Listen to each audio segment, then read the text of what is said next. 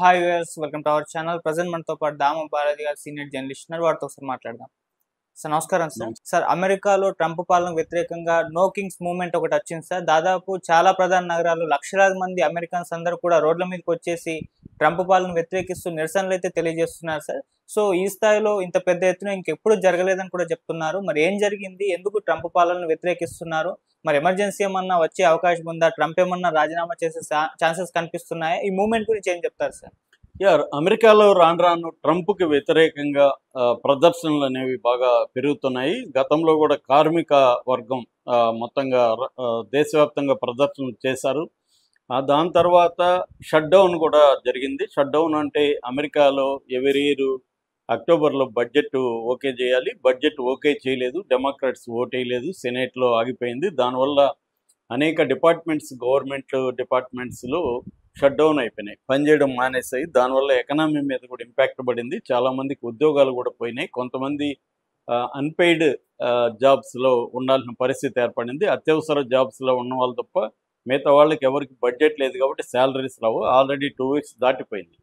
ఈ నేపథ్యంలో శనివారం 18వ తేదీ చరిత్రలో ఎప్పుడూ లేని విధంగా 50 రాష్ట్రాల్లో 2700 నగరాలు, పట్టణాల్లో 70 లక్షల మంది వీధుల్లోకి వచ్చి ప్రెసిడెంట్ ట్రంప్కి వ్యతిరేకంగా ఉద్యమాలు చేశారు. ఇది ఈ మధ్యకాలంలో ఎప్పుడు ఈ స్థాయి ఉద్యమం జరగలేదు. దీన్ని నో కింగ్స్ ప్రొటెస్ట్ అని పేరు పెట్టారు. నో కింగ్స్ ప్రొటెస్ట్ అంటే అర్థమైందంటే ఇక్కడ ఎవరు కింగ్స్ ఉండకూడదు, వీడు కింగ్ లాగా బిహేవ్ చేస్తున్నాడు, కంప్లీట్ అథారిటీ అతని చేతిలో ఉంది. బైడెన్ 4 ఏళ్లలో చేసిన ఎగ్జిక్యూటివ్ ఆర్డర్స్తో పోలిస్తే ఇతను 9 నెలల్లోనే దాన్ని క్రాస్ చేసేసాడు. 4 ఏళ్లలో ఆయన ఇష్యూ చేసిన ఆర్డర్స్ కంటే 9 నెలల్లో ఇతని ఆర్డర్సే ఎక్కువ ఉన్నాయి. అంటే అతను అనుకుంటే సంతకం పెడితే అతను అనుకున్న దాని మీద ఆర్డర్ పాస్ చేసేయడం. ఇది డెమోక్రసీ అని, ఇది బిల్లు లాగా పెట్టి పాస్ చేయించాలని, ప్రజలకి ఆమోదంగా ఉండాలని ఏమీ లేవు. అతని మైండ్లో ఏం దోస్తే దాని మీద ఎగ్జిక్యూటివ్ ఆర్డర్ చేయడం, సంతకం చేయడం. అందుకనే ఈయన క్లోజ్గా ఉన్న వాళ్ళందరూ కూడా ఈయన బయటికి వచ్చేసారు. ఎలాన్ మస్క్ లాంటి వాళ్ళు కూడా బయటికి రావడానికి కారణం ఏంటంటే ఇతను ఒక రకమైన నియంతృత్వ ధోరణి, తానే కింగ్ లాగా బిహేవ్ చేస్తున్నాడు. కాబట్టి అమెరికాలో కింగ్స్కి చోటు లేదు. ఇక్కడ కాన్స్టిట్యూషనే సుప్రీము, ప్రజలే సుప్రీము, డెమోక్రసీ సుప్రీం, కానీ ట్రంప్ సుప్రీం కాదు అని చెప్పడానికే సింబాలిక్గా నో కింగ్స్ మూవ్మెంట్ అని వాళ్ళు పేరు పెట్టారు. ఎందుకంటే అమెరికా విప్లవం, స్వాతంత్ర సంగ్రామం జరిగినప్పుడు 1776లో అప్పుడు కూడా కింగ్స్ ఎవరు ఉండకూడదు, డెమోక్రసీ ఉండాలా, ప్రజలే కింగ్స్ అనేది అప్పుడు స్పిరిట్ అనమాట. దాన్ని కూడా తీసుకొని వీళ్ళు నో కింగ్స్ మూవ్మెంట్ అని పెట్టారు. దీంట్లో ఇన్ని రాష్ట్రాల్లో 2700 టౌన్స్ అండ్ సిటీస్లో 70 లక్షల మంది పాల్గొనడం అనేది అపూర్వమైన విషయం. అందరూ కూడా వీధుల్లోకి వచ్చి మార్నింగ్ వచ్చినప్పుడు ఈవినింగ్ వరకు కూడా చాలా చోట్ల టైమ్ స్క్వేర్ లాంటి మెయిన్ ప్లేసెస్ ఉంటాయి సిటీలో, అక్కడ ప్రదర్శనగా వచ్చి అక్కడ గుమికూడి అక్కడ డిఫరెంట్ స్లోగన్స్ ఇవ్వడం, ఇవన్నీ చేశారు. అయితే వీళ్ళ డిమాండ్స్ ఏంటి ప్రధానంగా అనుకున్నప్పుడు, ఆర్థిక పరంగా చూసుకున్నప్పుడు బిలియనీర్ పాలసీ అనేది ట్రంప్ దీంట్లో ఉంది. బిలియనీర్స్కి ట్యాక్స్ కట్స్ చేయించాడు ట్రంప్. బిలియనీర్స్కి మాత్రం ఉపయోగకరమైన నిర్ణయాలు తీసుకున్నాడు. పేద ప్రజలకి లైఫ్ అనేది భారంగా పెరిగిపోయింది, ఇన్ఫ్లేషన్ పెరిగిపోయింది. ఈ ట్రంప్ తీసుకున్న టారిఫ్స్ పెంచడం వల్ల ఇండియా మీద, చైనా మీద, బ్రెజిల్ మీద, తన మిత్ర దేశాలు యూరప్ మీద, కెనడా మీద, వీటన్నిటి మీద టారిఫ్స్ వేయడం వల్ల ఆ దేశానికి వెళ్తున్న వస్తువులు రేట్లు పెరగడంతో అక్కడ కన్జ్యూమర్స్ పెద్ద ఎత్తున దెబ్బతినడం. అట్లాగే దాదాపు 50-60 లక్షల మంది మీద హెల్త్ పాలసీ దాదాపు డబుల్ అయిపోవడం రేట్లు.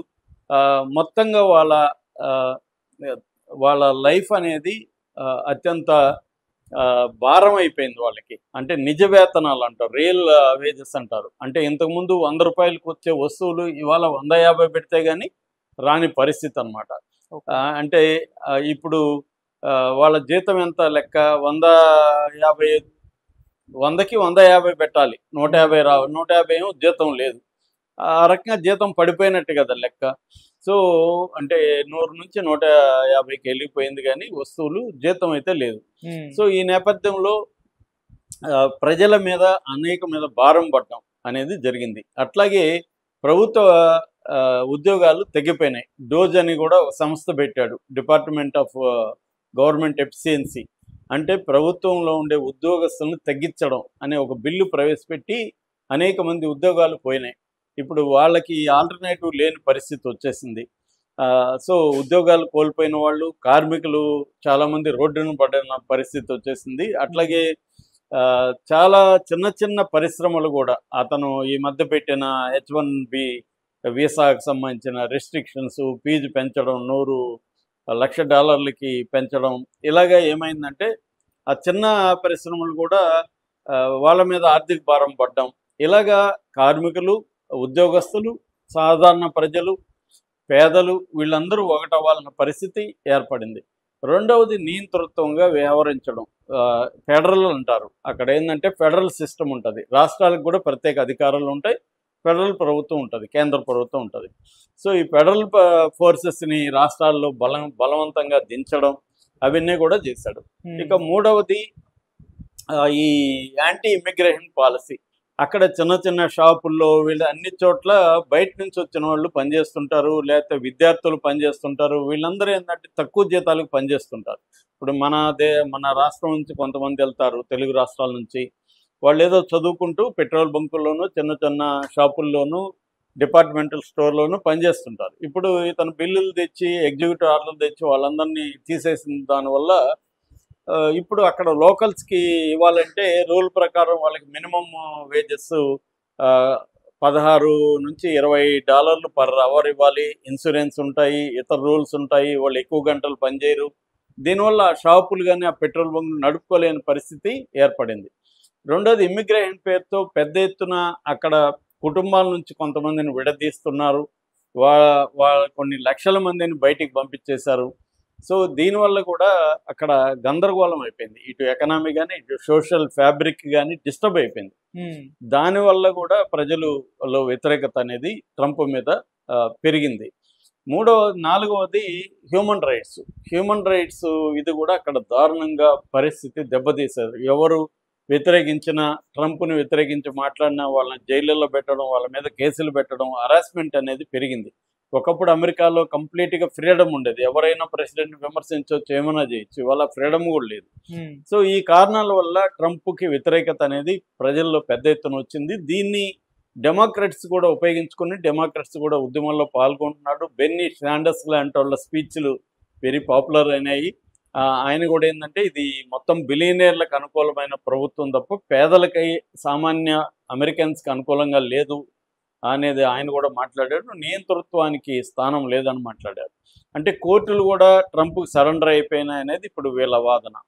సో ఇప్పుడు దీనికి ట్రంప్ వైపు నుంచి ఇటు జేడీ వ్యాన్స్ మాట్లాడాడు. ఇక్కడ ఎట్లాగైతే మనం మోడీని విమర్శిస్తే దేశద్రోహి అని అంటున్నారో, అక్కడ కూడా వీళ్ళు యాంటీ అమెరికా మార్క్సిస్టులు వీళ్ళు అనేది అక్కడ కూడా చెప్తున్నారు. అంటే ట్రంప్ని విమర్శిస్తే యాంటీ అమెరికా వ్యతిరేకులు వీళ్ళనే ముద్ర వీళ్ళ మీద వేయడం జరుగుతుంది. ఇక ట్రంప్ అయితే ఇంకా పిచ్చి కుక్కలాగా రెచ్చిపోయి వీళ్ళు నో కింగ్స్ అని పెట్టారు కాబట్టి అతను కింగ్ లాగా ఒక కిరీటం పెట్టుకొని ఒక ఫ్లైట్ చేస్తున్నట్టు, టాప్ గన్లో బ్యాక్గ్రౌండ్ స్కోర్, డేంజర్ జోన్ అని ఒక బ్యాక్గ్రౌండ్ స్కోర్ ఉంటుంది టాప్ గన్ అనే పాపులర్ సినిమా. దాంట్లో ఆ బ్యాక్గ్రౌండ్ స్కోర్ వేసి అతను అక్కడి నుంచి స్కై నుంచి షిట్టింగ్ చేస్తున్నట్టు, ఆ షిట్ వచ్చి వీళ్ళ మీద పడుతున్నట్టుగా ఒక ఏఐ వీడియో చేసి అతను తన ట్రూత్ సోషల్లో పోస్ట్ చేశాడు. అంటే ఎంత వల్గర్గా అతను ఎంత ఒక నియంతలాగా బిహేవ్ చేస్తున్నాడు అనేది ఈ వీడియో నిదర్శనం. అంటే ఇంత పెద్ద ఎత్తున ప్రొటెస్టులు వస్తే దాన్ని కూడా అతను ఇంత హీనంగా వీడియో పెట్టాడని ఇంకా కోపం పెరిగింది. ఈ రాబోయే 2-3 వారాల్లో ఇంకా పెద్ద ఎత్తున ట్రంప్కి వ్యతిరేక ప్రదర్శనలు కావచ్చు, లేకపోతే వైలెంట్గా కూడా మారే అవకాశం కనిపిస్తుంది. 2026లో అయితే ఇంకా ఇతనికి ట్రంప్కి వ్యతిరేకంగా దారుణంగా ఉండబోతున్న పరిస్థితి అని అంటున్నారు. సో అమెరికా ప్రజలు ఒక నేపాల్లోనూ, ఒక బంగ్లాదేశ్లోనూ, ఒక శ్రీలంకలో తిరగబడినట్టుగా ట్రంప్కి వ్యతిరేకంగా పెద్ద ఎత్తున తిరగబడే అవకాశాలు అయితే కనిపిస్తున్నాయి. దీన్ని ట్రంప్ ఎలా డీల్ చేస్తాడు అనేది పెద్ద question mark. Okay sir, thank you so much.